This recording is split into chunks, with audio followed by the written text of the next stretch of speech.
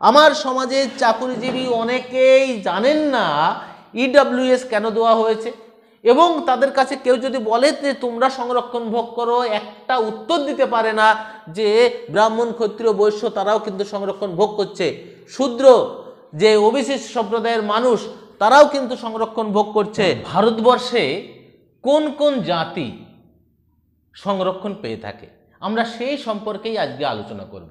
যদিও সংরক্ষণ নিয়ে আলোচনা আসলেই যে দুটো কমিউনিটির উপর দোষ চাপে সেই দুটো কমিউনিটি হলো এসসি এবং এসটি, তপশিলি শ্রেণী। এসসি সম্প্রদায়ের মধ্যে 15% এবং এসটি সম্প্রদায়ের মধ্যে 7.5% সংরক্ষণ ভোগ করে থাকে।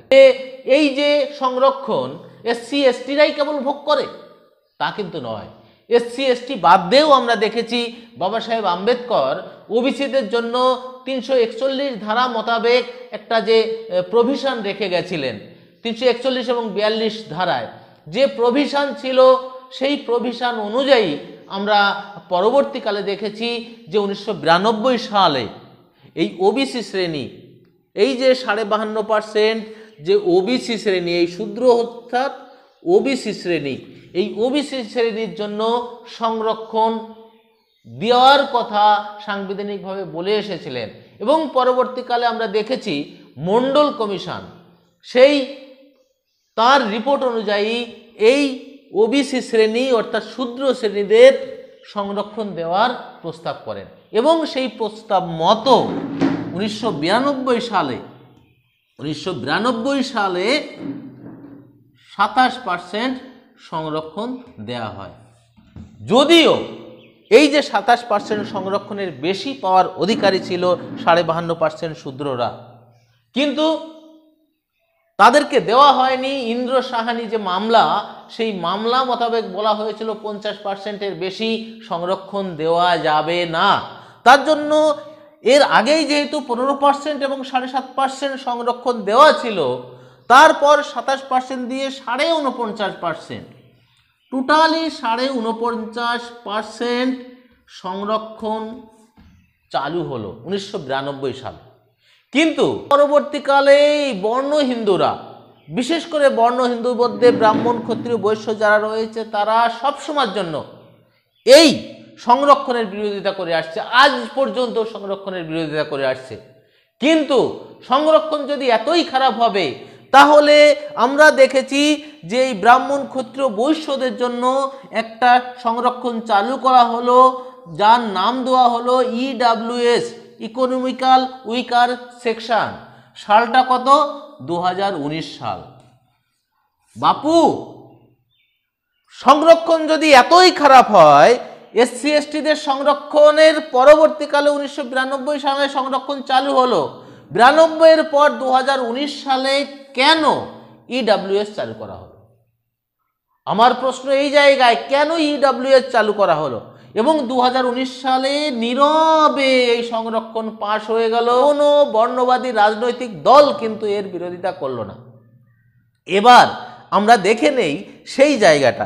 তার মানে আমরা আনটাচেবল মানুষ যারা ছিল এসসি শ্রেণীর এবং এসটি শ্রেণীর, তারা সংরক্ষণ ভোগ করে। 1992 সালে শূদ্ররা অর্থাৎ যাদেরকে ওবিসি বলা হয়, সেই ওবিসিরা সংরক্ষণ ভোগ করলো, আর থাকলো ব্রাহ্মণ ক্ষত্রিয় বৈশ্য। এই ব্রাহ্মণ ক্ষত্রিয় বৈশ্যদেরও কিন্তু সংরক্ষণ দেওয়া হলো 2019 সালে। তাহলে সংরক্ষণ ভোগ করছে কারা কারা? আমরা দেখেছি 15%।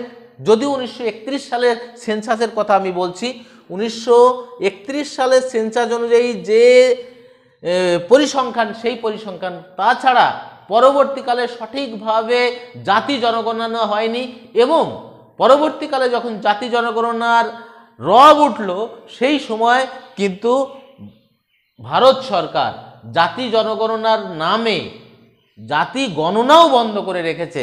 অর্থাৎ এই সময়ে যদি সঠিকভাবে জাতি জনগণনা হয়, বিহার রাজ্য দেখিয়ে দিয়েছে যে এই যে 15% ব্রাহ্মণ ক্ষত্রিয় বৈশ্য কিন্তু থাকবে না, বা 52.5% শূদ্র হবে না, এটা 54 বা 55% হয়ে যাবে। এবং এই জায়গায় 22.5% নয়, এখানে প্রায় 25 বা তার বেশি পার্সেন্টেজ এসে যাবে।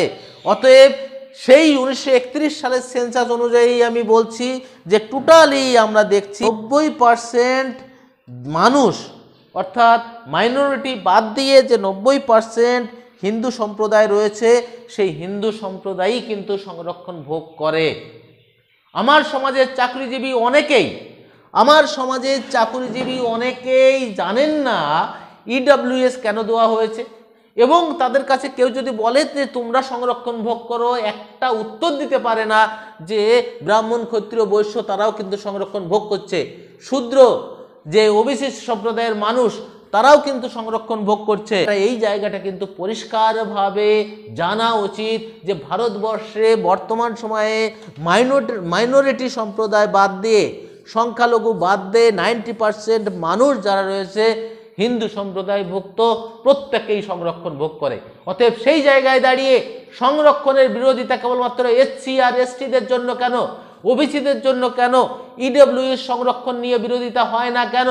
অর্থাৎ যত দোষ নন্দ ঘোষ, বাগধারাটা একদম খেটে যাচ্ছে যে তোমরা কলেজিয়াম সিস্টেমে বিচার ব্যবস্থায় সংরক্ষণ ভোগ করবে, পুজো পার্বণে সংরক্ষণ ভোগ করবে, তোমরা মন্ত্রিসভায় সংরক্ষণ ভোগ করবে, সমস্ত জায়গায় তোমাদের লোক বসে রয়েছে তাদের সুযোগ সুবিধা দেবে, আর সংরক্ষণ নিয়ে গালিগালাজ করবে।